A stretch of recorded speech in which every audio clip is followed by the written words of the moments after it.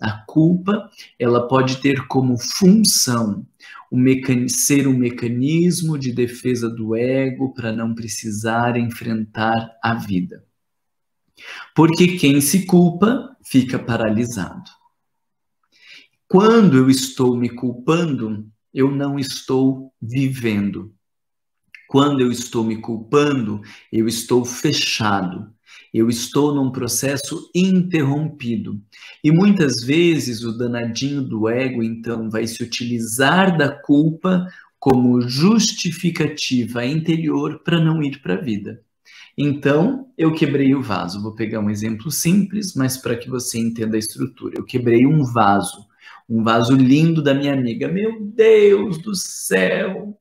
Eu quebrei o vaso, ai, que coisa horrorosa, eu sou uma pessoa muito estabanada, eu não sei aonde que eu estava com a cabeça. Marlon, tá tudo bem, tá tudo bem. O vaso foi R$ 2.500, né? Já tá dando a dica. Então, né? Vamos ver se a gente consegue pagar. Faz um empréstimo, faz alguma coisa, mas vai pagar o vaso. Meu Deus do céu, eu não sei onde que eu tava com a cabeça. Me desculpa. Tá bom, te desculpo. Meu Deus, eu nunca fiz isso. Imagine esse vaso, que era o vaso mais importante. Daí eu falo para um, falo para outro quando encontro a minha amiga. A minha vontade é de dizer: cala a boca. Vai pagar o vaso? Vai pagar o vaso? Vai.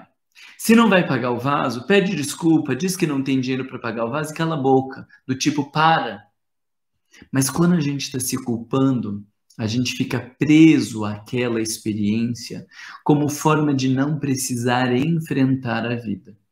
Porque se eu estou me culpando pelo vaso, agora parou. E eu preciso dizer, olha, quanto que custa o vaso, então? Eu vou arcar com essa responsabilidade. Imagina que você vai comprar o vaso, né? Não faz o menor sentido, não. Eu vou arcar com essa responsabilidade. Não, Marlon, não faz o menor sentido. Eu nem gostava muito desse vaso, não tem problema. Ok, então me desculpa, né? Pelo menos eu vou me desculpar. Num outro dia eu trago uma outra flor, eu trago um outro vaso, vejo o que você vai fazer, mas sai daquela situação. Quando a gente está se culpando, a gente está preso à situação. Não há análise, não há reflexão, não há novas experiências. Eu fico preso àquilo, eu só falo daquilo, eu me alimento daquilo. E nessa coisa eu não vou para a vida.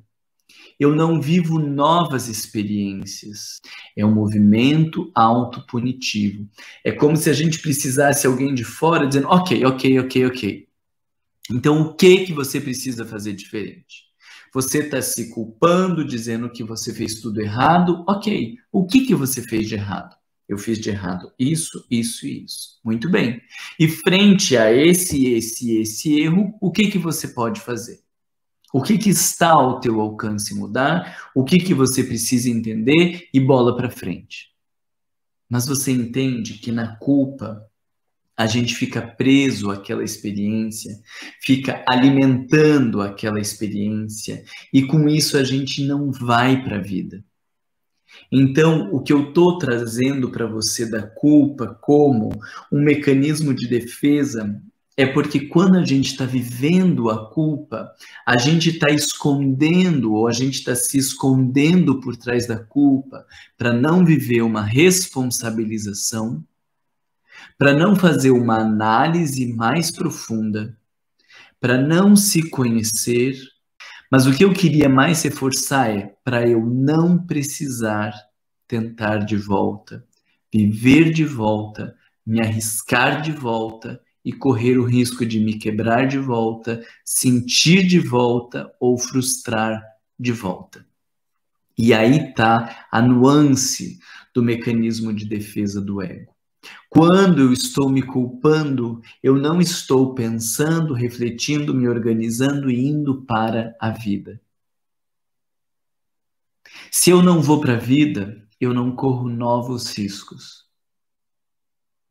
Eu não vou cogitar a possibilidade de sentir de volta, de me frustrar de volta, de doer de volta.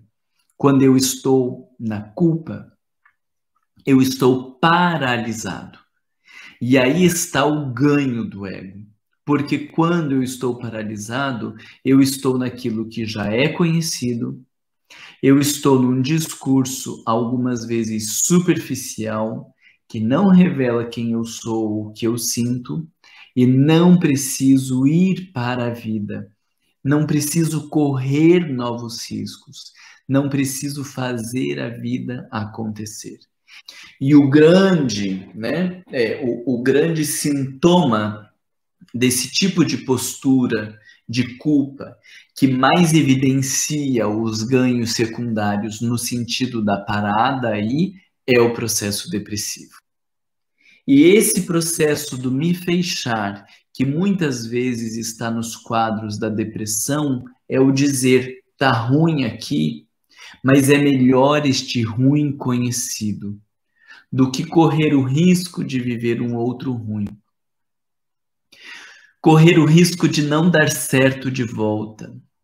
Correr o risco de me frustrar de volta.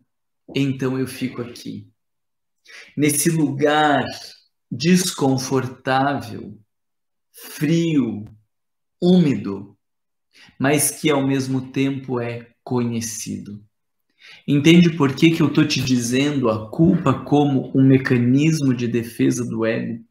Porque ele está se defendendo das novas possibilidades de dor. Ele está se defendendo das possibilidades de frustração, de mal-estar, de qualquer tipo de constrangimento. É um mecanismo de defesa porque, ao invés de trabalhar em função do desenvolvimento psíquico, se frustrar de volta, vamos aprender a lidar com frustração. Se der errado tudo de volta, os mesmos danos num relacionamento, vamos aprender com essa experiência. Se machucar de volta, vamos entender melhor o que está acontecendo. Se cometer os mesmos erros e terminar do mesmo jeito, agora a gente não vai mais poder ficar falando das pessoas lá fora e vai ter que reconhecer que a questão é nossa. Entende que tudo, quando a gente está falando da culpa e do processo depressivo, ele leva o sujeito a uma inércia, a uma ausência de reflexões profundas. E isso é uma experiência interessante para as pessoas que estão se culpando, que precisa de alguém do lado dizendo, tá, mas e agora? E o que você vai fazer? Ou, e agora? O que você aprende com essa experiência para você não voltar a repetir? Né? Ou aquelas frases mais vazias, evasivas, né? Ah, eu fiz tudo errado. Tudo errado o quê? Me conta, quais são as coisas que você fez errado? Vamos fazer uma lista, então, para você tomar consciência, para você entender melhor o que está acontecendo e para você não voltar a repetir. Veja que não existe essa reflexão mais profunda. Não existe essa análise mais aprofundada, porque o sujeito está estagnado no processo. A gente tende a se culpar porque a gente é narcisista.